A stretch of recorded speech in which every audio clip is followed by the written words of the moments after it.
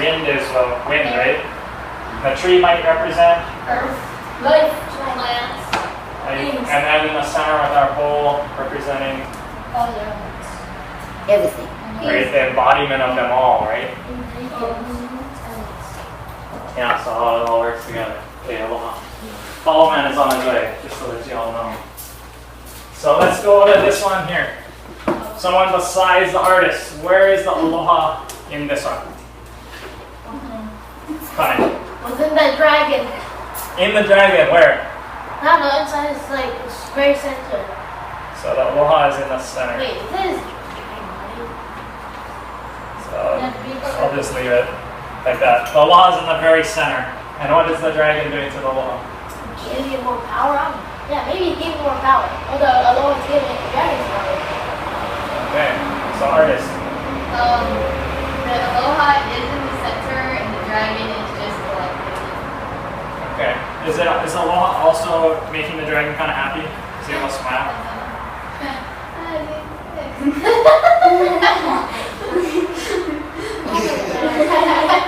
Great. So he's impartial at this point, but maybe they'll smile a bit later, right? Yeah, kind of because Okay, so good. The aloha is happening in here, and he's kind of helping it out. Okay, so someone besides the artist, tell me a little bit about this quill. You were talking about order, and it goes from like this kind of crazy thing to this kind of organized thing. Order in this, the word I used was chaos, right? So chaos, and then it's moving towards order, and that's kind of reflecting of what the message was today, right? So you just. How those big pieces get smaller? Did they just go away? Then replace bigger pieces. So let's ask the artist. Connie. You kind of read my mind. Actually, the big piece transformed the small piece, but it's too big, and all the other people are like, hey, get smaller. Get smaller. Okay. Yeah, so kind of just through the natural, when things come into order, they all line up and they turn into perfection. So maybe, you ever seen something like this, and then if you get farther away, it gets smaller?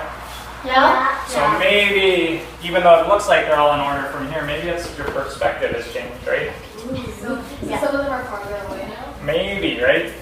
Who knows? But they look nice in this orderly way. So that represents aloha, right? Because when you're nice and you're ordered, even if you change your perspective, you can see the aloha, right?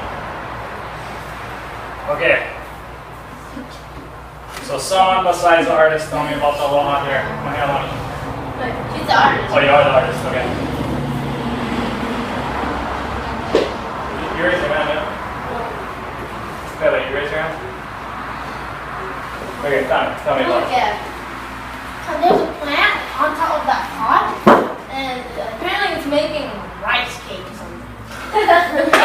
Okay. Plant Making food. growing rice cakes. Rice cakes. And that's food, right? Yes. Food. So food can represent aloha. Okay, artist. Is that rice cakes? No.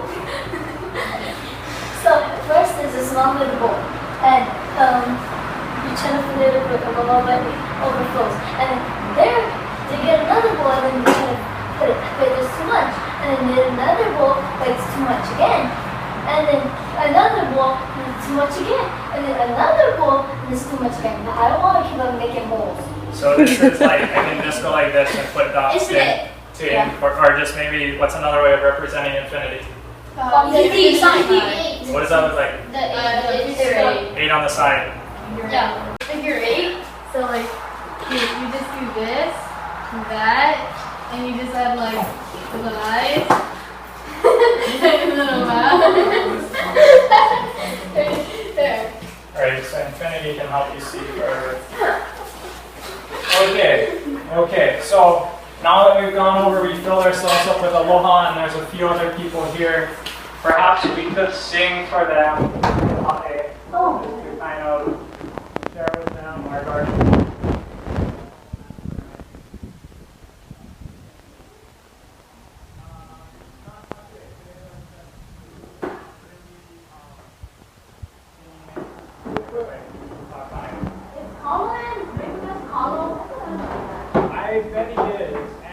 I wanted to let you guys know that usually it's customary to give a makana out to your guests, yeah? So what I did yesterday was to harvest some sugar cane, and I was able to press it with my press at home. And I have some sugar cane, so if Kalo Man is going to bring some kalo and give it to us, perhaps we can give it to him. Yeah. So I have this, and I'd like to give it to you to give it to him. Yeah.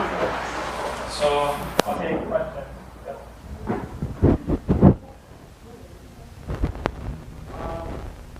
We'll figure that out. But that's, if the rest of the money, I agree that you should be our Montana guard, then Yeah.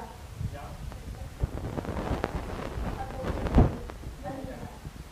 Okay. So.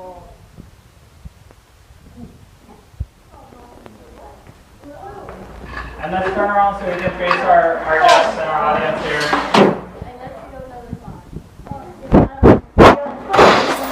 So we're going to sing our song. And this talks about growing, getting bigger, and giving life to the gardener, to the family, to the earth, and growing all from here. So, ulu ake.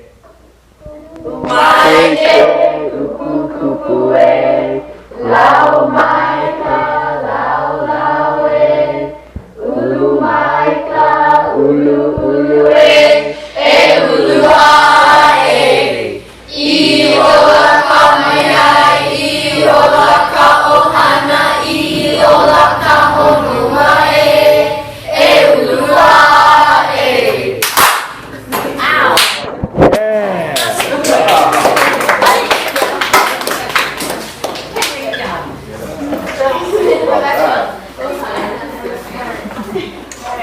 So is there a mahiai that would also like to explain how you earn your mahiai? So I'm going to pick Kugilani to explain a little bit first. So why don't you stand up and explain a little bit about what that band means and how you earn that? Yeah, you can sit down as long as you speak loud so everyone can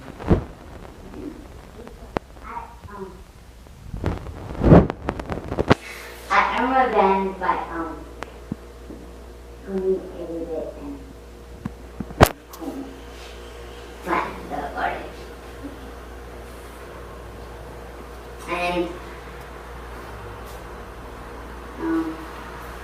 And first participate in my time. Okay, point two. So, Will. In order to become a mahiai, you need to take a test, and in that test you have to first answer 3 questions about Viola, which is the solution we use in the garden, and then you have to sing Ulae to the class without looking.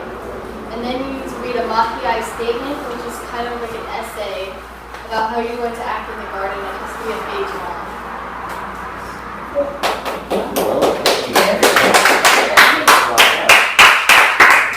She said, I think one thing wrong.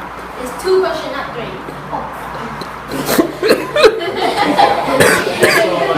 So can you expand it now that you're mahiai, what does that enable you to do in the garden? Well, you can ask the kumu to go to the garden and raise this time only if you have your band or your mahiai. And you have to ask the mahiai in the garden or else you lose it, the band, your privileges. And also, Kumu Drake is planning to do a class job and you can answer the quiz, and then you get the class and you get a badge. You can only gain the badge if you're Mayan. But you can still take the quiz and Keiki, which is not Maya. By the way, Maya stands for farmer. Hey, meeting farmer. Is there anyone else that wants to fill in before we go back to Will? Okay. One more thing. There's a secondary mahiai you can reach, which is where instead of a band, you get a bandana. And I'm taking a guess you get even more privileges. Nobody here has reached secondary mahiai yet. Oh, well, there's her. Oh yeah. There's her.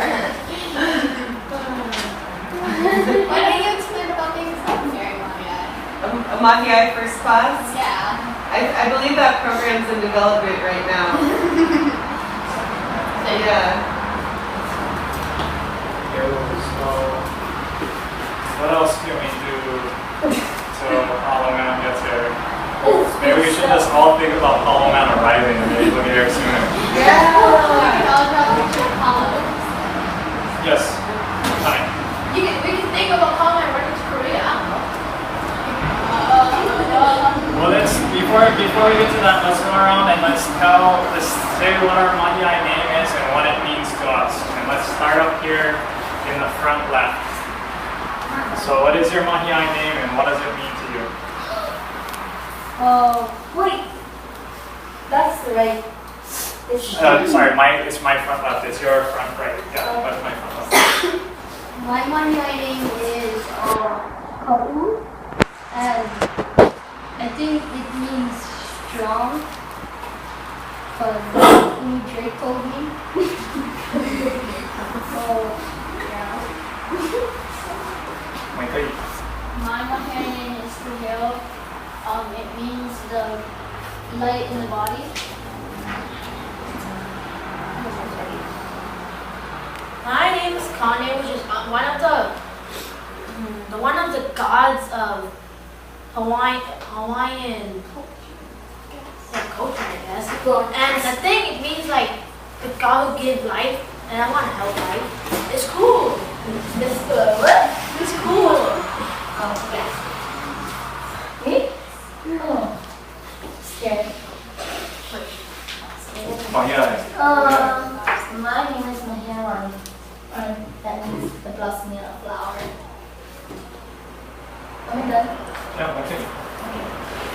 My name is Kuel, and that means owl in Hawaiian.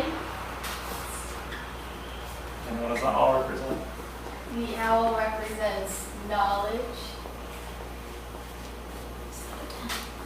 Okay. Summer, if you were to pick a Mahiai name, what would it be? I know. Okay, so Summer has yet to earn the Mahiai, so she doesn't have the Mahiai name yet, but she's getting close, and perhaps next week is going to be the time, yeah? It's coming close to the end of the semester, so we're all trying to get Mahiai right at the end of the semester.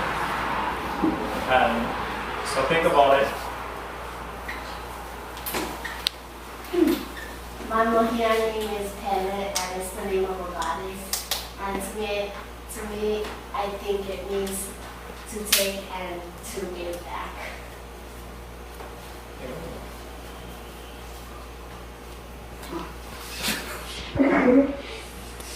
My Mahiai name is Ku'ilani because, it means the hammer of heavens, and it means a lot to me.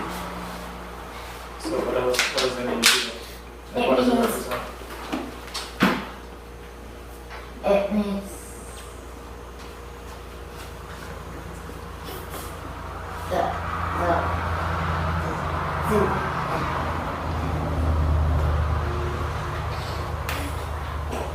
So I helped Cindy pick that name because she's powerful, yeah. So it's like the hammer of heaven. I was like, you gotta pick this thing. And Grace, if you were to pick a Mahiai name, what would it be?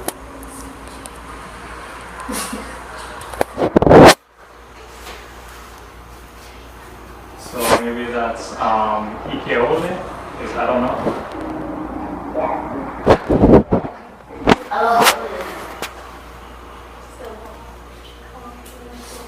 Aloha. So think about it. We got one more Mahiai in the back. Oh, me. My Mahiai name is Hapu'u, which is the tree fern, and it's also sort of the ascending breath, or the cycle of breath as it ascends and comes back down and creates this cycle of rejuvenation, concentration of energy, of any kind of energy, thought, or what have you. That's my Mahiai.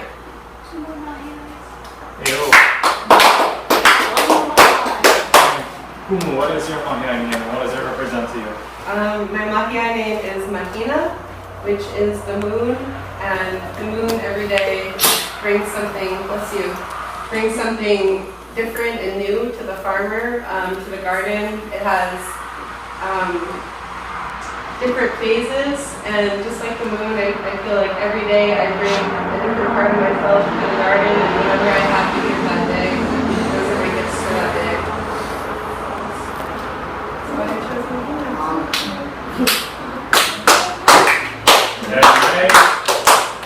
My Mahiai name is Mo'o. Yeah. Mo'o, yeah. So what Mo'o means to me is it's the Hawaiian name for dragon, yeah. And so if you notice, most people call me Drake. And Drake is the English word for dragon. And so I picked the Hawaiian name that meant the same thing, Mo'o. And Mo'o is kind of the classic elders, you know. It's traditionally they come from Lolotaki, and that is where there is ancient wisdom that has been preserved over the aeons.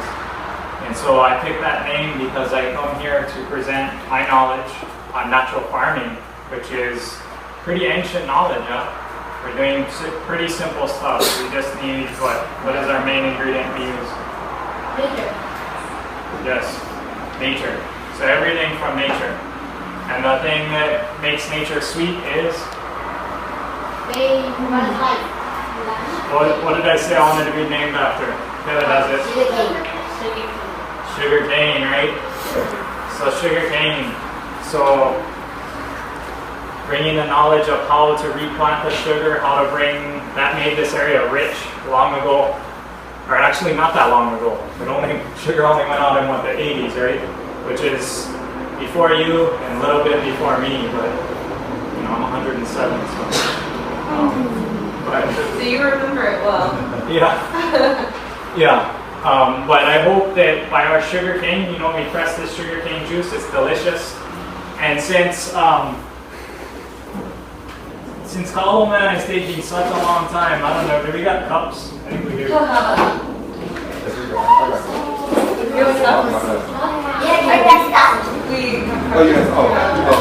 we got some cups, so why don't we enjoy some sugar cane while we wait for Kalo Man. So before us as Mahiai enjoy ours, let's serve our guests in the back and make sure, even though these cups look, hopefully you guys have good eyeballs.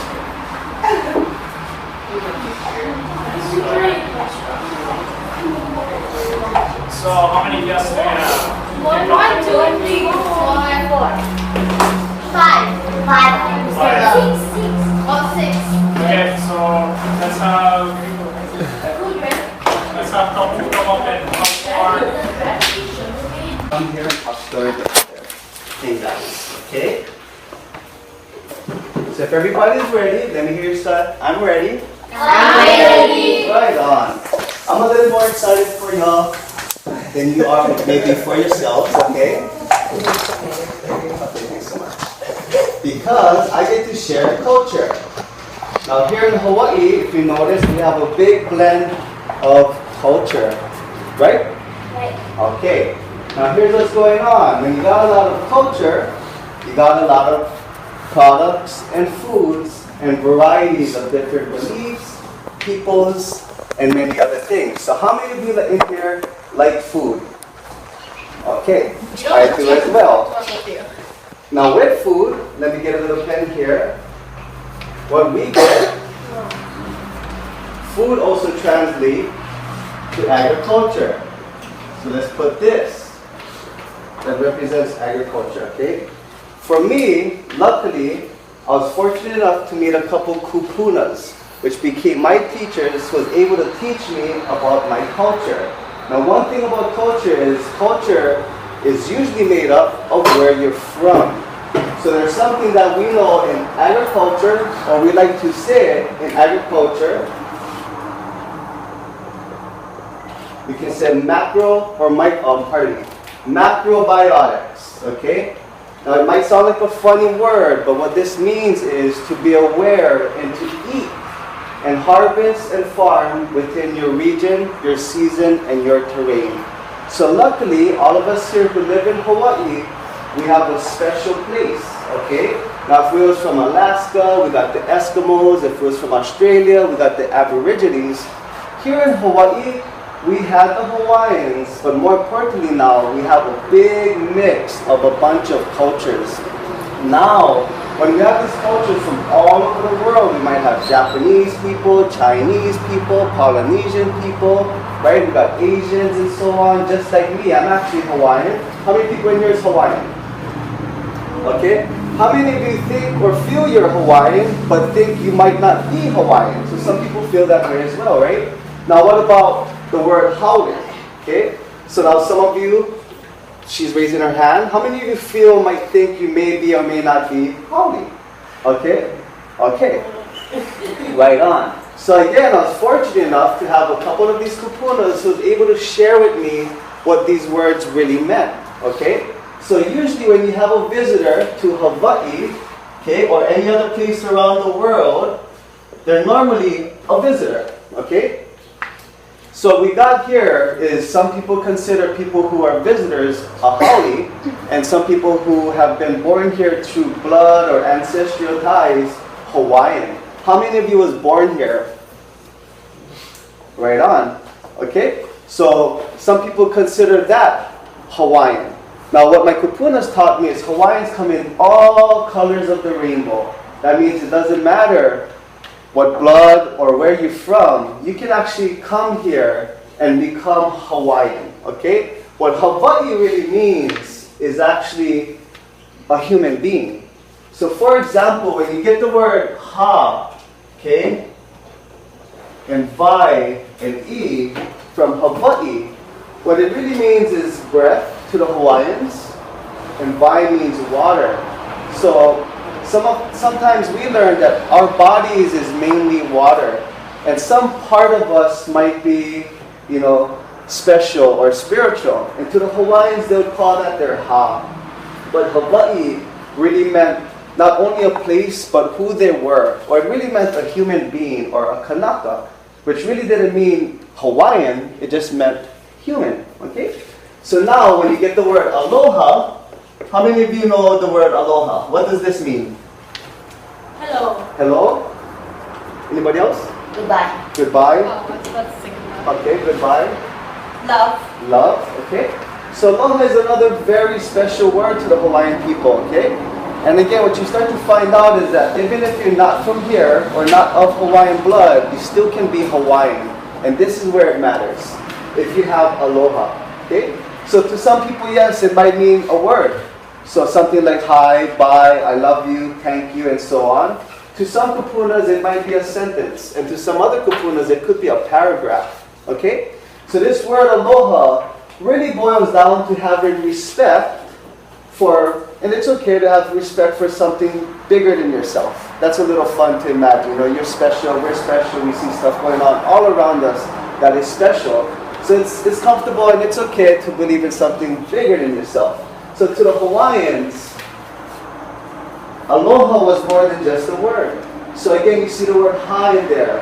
And the ha, or their breath, was their most important priority, which would also translate to fresh air. How many of you like fresh air? Okay, so that's what ha can mean to you. To have fresh air, or to be able to breathe. See right? So the one difference, we all may look or think we're different, but the one thing that connects us all is air. So if you're on the other side of the world, or you're in this school or that school, or this town or that town, we still all breathe, whether you're a creature or a tree or a plant. And that's what connects us all, okay? So to Hawaiians, if you respect the air quality, fresh air, we all want fresh air, and fresh water quality, that's what aloha meant, okay? So to respect your environment, or the forces of nature, or the elements, because how many of you got to drink water? Everybody, right? And what happens if we don't have clean water? We don't know yet, but it would seem like a nightmare, right? So what we would want to do is make sure we have fresh water, okay? So if you came to Hawaii, to the Hawaiians or to the people here and you fell in love with the land, they would consider you Hawaiian and they would welcome you.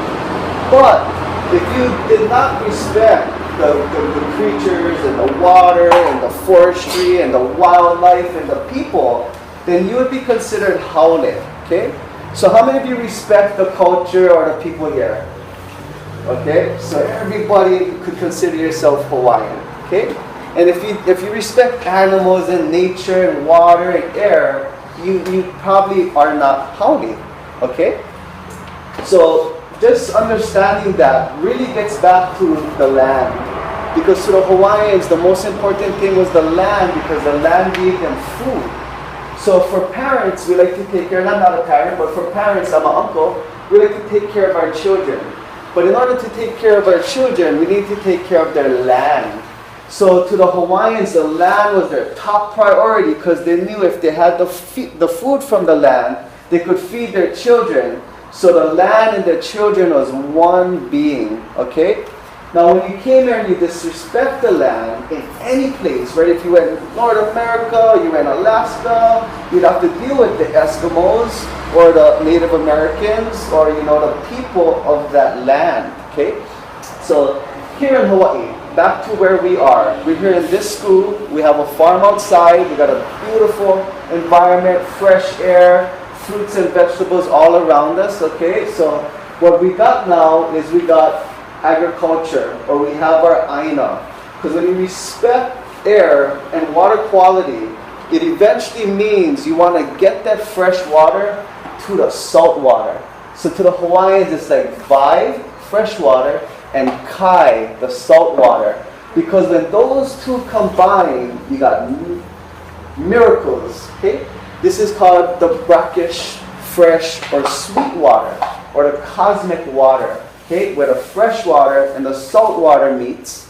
And this is the start of your macro microorganisms, which is very important for farming on and off the land, okay? This is where your first fresh water and salt water, snails and shrimps, all start to come out, okay? And as that forestry, like the kalo plant, grows and thrives in this freshwater environment and all of these nutrients, you start to see all these little busy bugs, birds, bees, ducks, fish, crabs, and so on. So to protect this whole environment was the top priority of the people here. And now the people here is you. Okay? So again, I get to share this with you because a very important thing now is realizing who we was and what we did to move forward to where we want to be. So to be able to know the people of the land, we get to understand how they respected their natural resources and their management of their land. And now we get farmers. Okay? So in agriculture, this is where we eat. And if you like food, I do too, so that's a very good topic. In Hawaii, with macrobiotics, we have 4 seasons a year.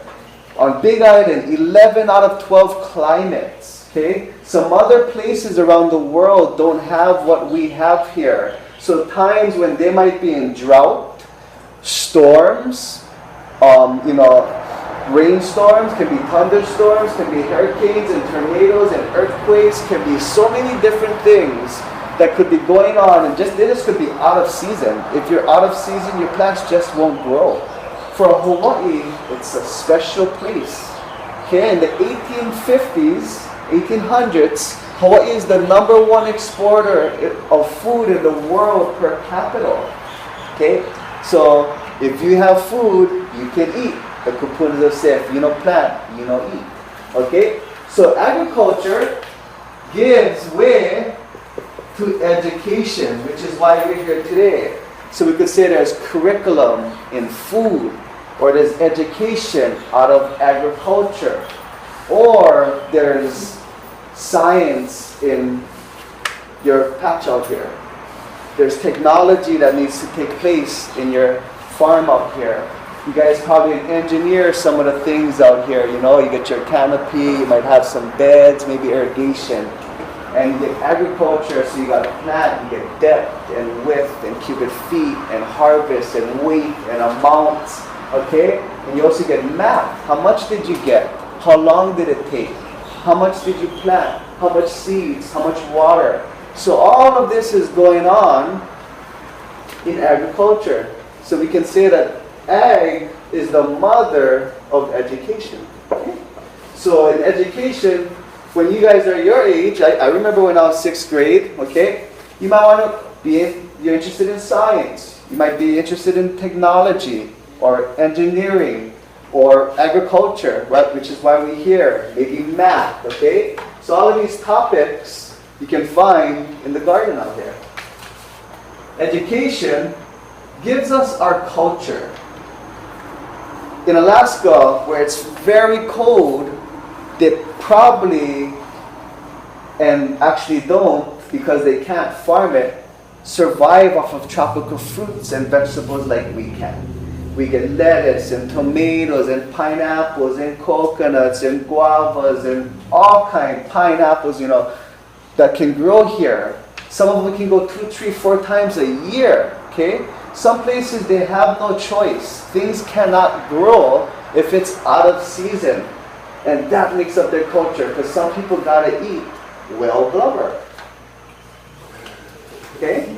Some people need to eat cattle and meat in the back rocky hills of who knows where, but what they're eating originally is what is being raised and grown and farmed and cultivated in their area, which is again macrobiotics. So that's a good place to start. Okay? Culture, again, we're here in Hawaii, can be more based on where you're at. So how many of you in here might be Japanese? Chinese. Okay? And what you get is you get different foods from your culture, because where you are, your terrain gives you your food. And last but not least is our economics. How many of us like to go to the movies and go to the farmers markets and go eat vegetables and popsicles and ice creams and go to a play and go out and see the lights and the twinkles, okay? Okay, what that is that's the marketplace. So to us adults, the market is economics. It's a big word, but that's what that really means. And when we get the children or the keiki like you, who are going to get educated and you're going to learn what you want to learn. Because you got to figure out what you want to be. And when you figure that out, then you can start to build your skill trait and figure out who you are and what you want to do. And then you can bring your talent or your skill, okay? Because in all of this, you might have one cook. How many of you guys like be cooks? You might have one delivery person. Somebody got to deliver. Somebody got to wash dishes. Somebody got to bake. Somebody got to, somebody got to design and market. And somebody got to do social media nowadays. You got to let people know where you're at. Some people got to draw. You got to be artists. To make all of this happen, some people got to do accounting. So you got to run all the numbers. I failed the 8th grade, so I'm out of the numbers part, okay? That's why I'm coming back to school over here.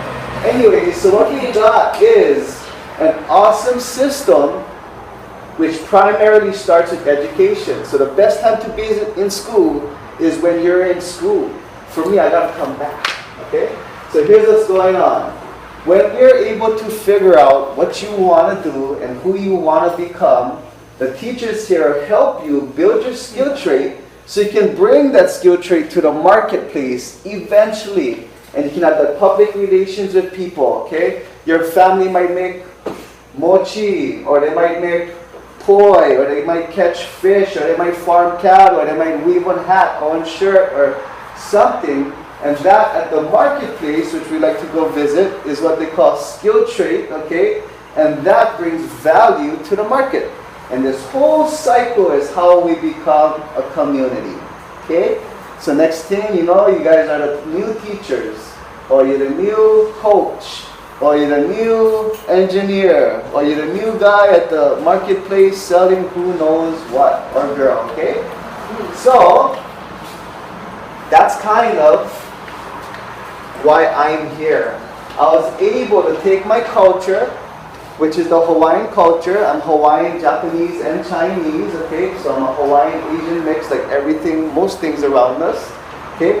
I was able to know that I want to eat, Okay, that's important. So you gotta know what you eat, and we want to eat food, right?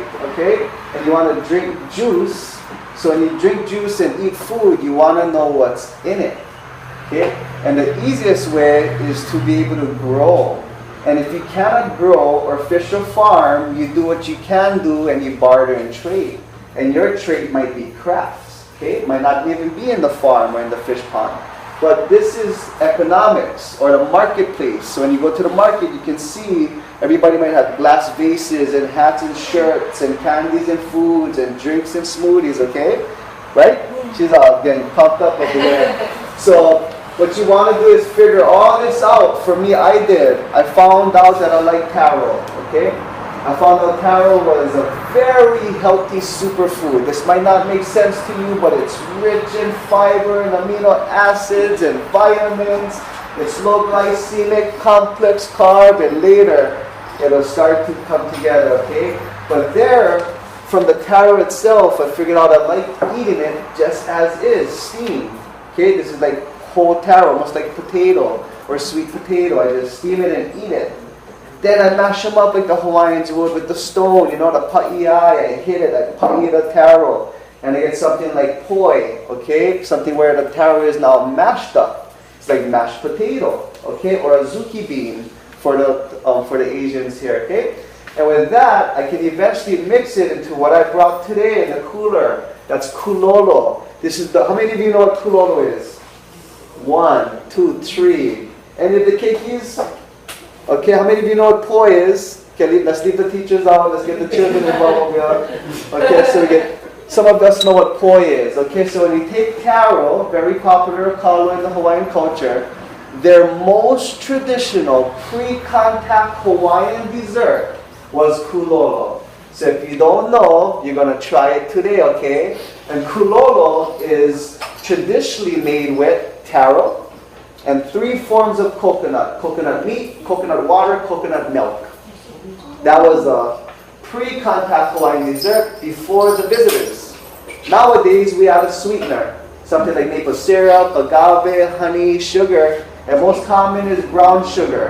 Today we're going to use organic pure cane sugar. So you could actually get it from your sugar cane. So it's close to you. Okay? You know where it is, you know what it is, and you eat it. Okay, most taro that we eat in poi and kulolo at the markets is coming from Kauai, Hanalei Valley, of Belleville, and it's grown in the wetland. Okay, you might be growing maybe a couple kalo here in the kula, which is known as dry land. And you can take that kalo and mix it together with the sugar cane, okay, and now you got pre-contact traditional Hawaiian dessert. Okay, a little bit coconut water, meat and milk, and you're good to go. Okay. Now remember, they never have the cool machines and all this flavoring and coloring that we do now. So at least you know what's in it. So you have the options to add or take out or have just what you want to eat. Okay? So what we do now is we start mixing the taro all the way into those pre-contact traditional foods to new foods like a butter mochi with the taro. So we can take out the butter because we get coconut milk and cream. So it's like a butter-free butter mochi. Okay? Then we can do something like freeze it with the right amount of ingredients. Usually the chef knows if you want to be a chef. The chef don't need the ingredients. They just put them together and it tastes good. People get the ingredients and the thing will come out right. Okay? So if you're a chef and you want to be a chef, you can start mixing it up. You knead it into a dough. And you can use taro for pizza. Okay? If you're in the refrigeration area, you might whip it or freeze it into a popsicle or an ice cream. Okay? So you got to be creative nowadays. Okay? That's how I got invited up here. I was creative. I was innovative, they call it. Or sophisticated. Okay?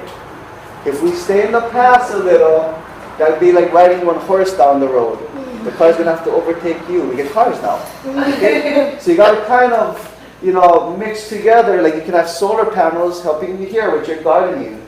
So you got a mix of tradition and the past. And then you're incorporating the present and the future. Okay? That's okay. That's sophistication. That's innovation. Okay? So it's okay to do that. Okay? Now what we got is why I'm here. Is because we do all of this with taro, and then I was invited to the marketplace to sell it so I can generate income for my family, and then I was invited here to this school to share with you. So I tried to share this much with you, so you could get at least this much. Because if I share this much, you probably don't get that much. But anyways, what I got here is the taro in a bunch of different forms. If I were to have this corm as small as this, which the leaves could be bigger than us, and I could have leaves as small as this, and as you can see, a corm that's way bigger than this, okay? I can cut this off, and now this is edible. But throughout the year, this stalk and this leaf is also edible, okay? And if you take care of this long enough, this could outlive you and your family for a couple generations. And that's the famous Hawaiian stories. If you take care of the kalo plant, it'll take care of you. So this one plant can grow for 100, 200, 300, 400, 500 years. Okay? Every time it grows a big kalo corm, as small as this or as big as 10 pounds plus, you cut this off and you plant it again. And every 9 months, like a baby, it'll give you another big corm, you cut it off and you plant it again. Another big corm, you cut it off and you plant it again. And like every plant, it's all about your pot or your soil. It gotta be loose. And you gotta be like a mother and a father. You gotta nurture it and you gotta strengthen it. Okay? So you gotta give them good food and you gotta protect it from the sun, the weeds, and the busy bugs and birds and bees. Okay? So with that, now you can eat year-round and every 9 months. But the cool thing is this is called a huli. This is coming from the top of your corm, okay, like a potato. Every 9 months, this huli will make about 6 to 10 offspring. They call that oha. That's where they got the word ohana from, because it's the offspring of the kalo, okay? So all together, you're getting a cultural experience here. And we're going to leave some of the kulolo which it teaches. And if you'd like, we could give you some samples before you head out. But that's about my speech today. Does anybody, girls or guys, have any questions? Yes? Can you pass this around? You can pass that around. So that's a pohaku, or in translation, based on your culture, one stone. Okay? Anybody else? Any other questions? Ideas? Yep. I'm curious, which of our students grow their own taro at home or have families that grow? Wow, got a mango taro right there. We don't have taro. A bunch of fruit trees. That's good, because now you can trade in your fruits for his taro.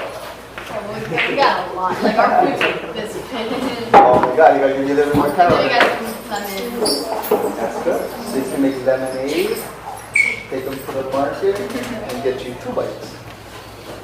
Okay, so I do have some gloves, some sample spoons, and some napkins. If you guys like to come by real quick, just like the farmer's market, I can give you all a sample of the kulolo.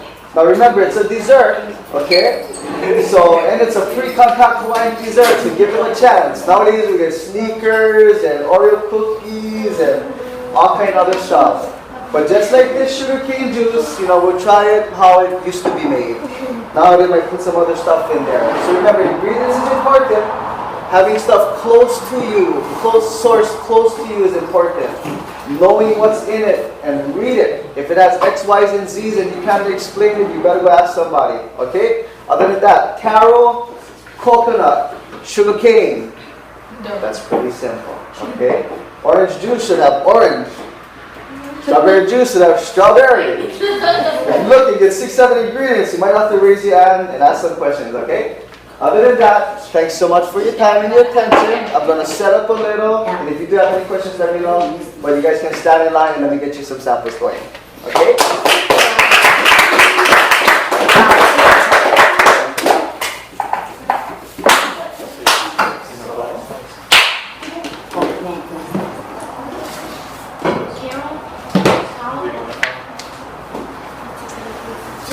Can I help you? Okay.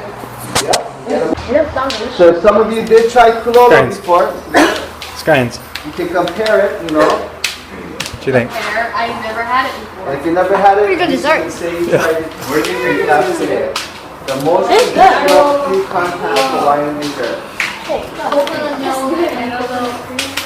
Yeah, what do you say? And you guys have all the ingredients right here to make it. Sauce. Okay? I'm sure you guys got a time Sauce. out there. Ask Uncle nice for when he goes to remember. Yeah, we show respect. Yeah. Michael, respect. And then, so you know the like the food Thank you. everybody eat, Yeah. that's gonna meat. They call it the meat. So some people think this might look like meat. Good? Is it sweet? Yeah, the Kukulas had Kulola before. Maybe you come and try this one. There you go. If you get a little bowl, I'll eat it.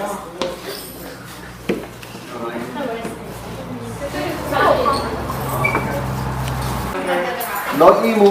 No. I'm sorry. You don't like it? You won't finish that. Are you surprised? It tastes just like the one, I mean, very. Wait a minute. Well, I can't put it in my chair. It's not like you can put it in the Anybody else?